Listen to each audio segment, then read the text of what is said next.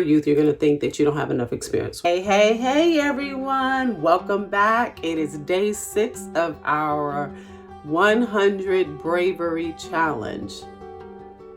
How are you doing with it? I'm proud of you for hanging in there with me as we go through this journey together. And I'm not going to waste any time today. I'm going to jump right into this. Day 6 says, the lies you believe. We're going to read Genesis 3:2-4 in the ESV version, and it reads, "And the woman said to the serpent, 'We may eat of the fruit of the tree in the garden, but God said, you shall not eat of the fruit of the tree that is in the midst of the garden, neither shall you touch it, lest you die.' But the serpent said to the woman, 'You will not surely die.'"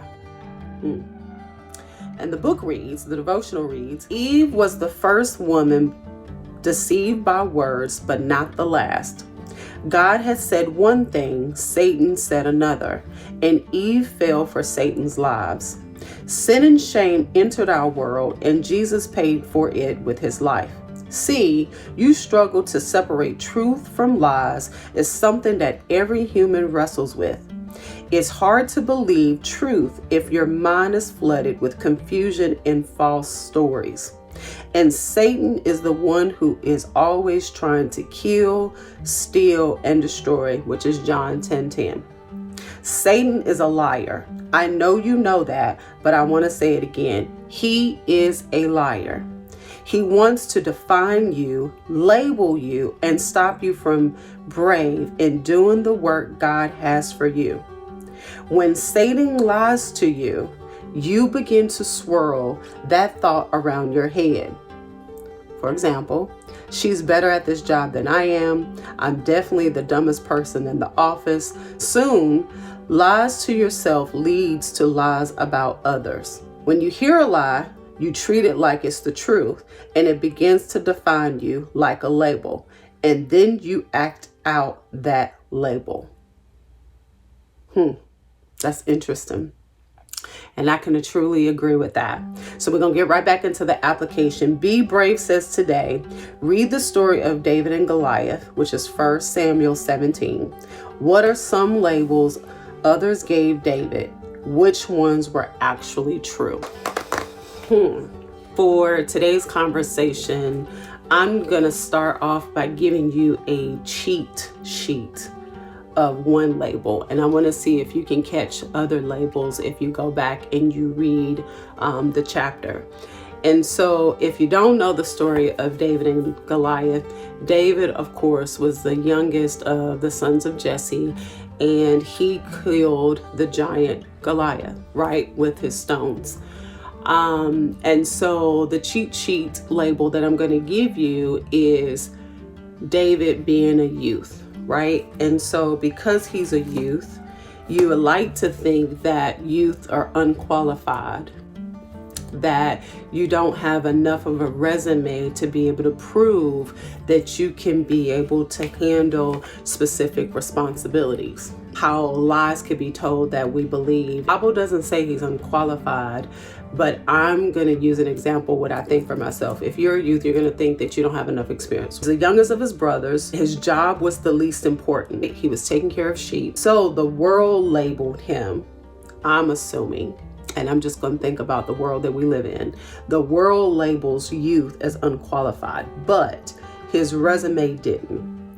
God gave him a gift to fight and protect, and he did that on a level that he needed to show honor to first, which was watching sheep. Where Goliath was trying to threaten him about how small he was, how he was a youth. He didn't even have the right armor. He had sticks and he had stones is what the Bible verse reference. However, David gave his resume to Saul to permit him to even go fight Goliath to begin with. So he talked about how he killed the lion, how he killed the bear, and he talked about how he protected the sheep. And so because he gave the resume to Saul, Saul permitted him to go and fight Goliath and let the Lord be with you. However, when David got in front of the Goliath to battle him, he already had this confidence of who God was to him. Not that he trusted in the stones or the sticks or what he had to actually kill the Goliath, but he had the backing of God. He pulled up his resume to show not only the person that was going to permit him to fight, but he remembered his own resume that gave him strength to fight the battle that was before him. He had that confidence built up before him, or already within him, to fight the battle, and knew that he would win. Do you look at your current position and say, I can't wait to get to another level? Is there another season of your life that you really want to hurry up and get to? I can see where we can look at our current situation and tell ourselves lies that really don't help us proceed toward the things that we're looking to accomplish. And so, for example, if you're a renter and you're not a homeowner, right, you can sit back and be like, well, you know what? I don't have the financial means to be able to buy myself a house. So therefore, I'm not even going to do it because I don't have what I need right now in the current situation to do that. Maybe you're a girlfriend, right? And you're like, I really want to be married. I don't want to be single. Maybe I'm not going to do some of the things to prove that I can be a Proverbs 31 woman wife. Or maybe just something simple as a job. You're working a dead-end job right now that's not making enough money to make ends meet.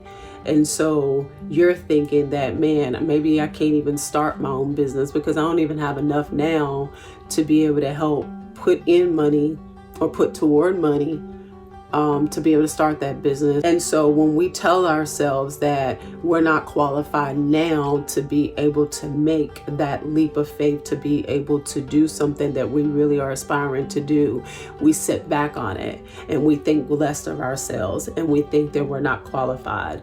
My prayer for you is that as you read 1 Samuel 17, that you'll have the opportunity to look at your life through the example of David and his responsibilities, and taking that and seeing how you can be able to better steward the current season that you're in to help set you up for greatness going forward. Do not talk yourself out of your ability to being great. No matter your current circumstance, no matter what you've gone through in life, if you're still on this earth, you have an opportunity to grow. Every season that you're in, there is a resume that you're building. And I want you to take that resume seriously and understand it's a teaching lesson for your next.